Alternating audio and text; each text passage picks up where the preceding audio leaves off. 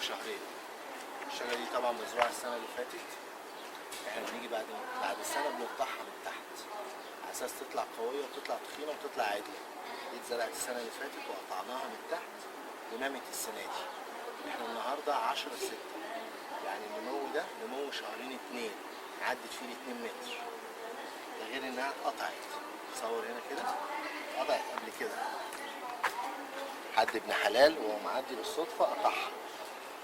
طبعا زي ما انتم شايفين الورق بص عامل ازاي، زي ما انتم شايفين الحجم. النمو اللي احنا بنتكلم عليه ده شهرين.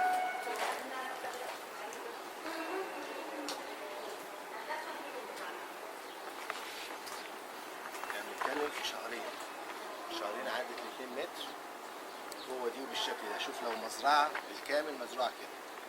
الشجرة دي من مجموعة أشجار الزينة بس أشجار خشبية، شكلا جودة وحجم مقاس مقطوعة. دي كانت هتدي أكتر من كده.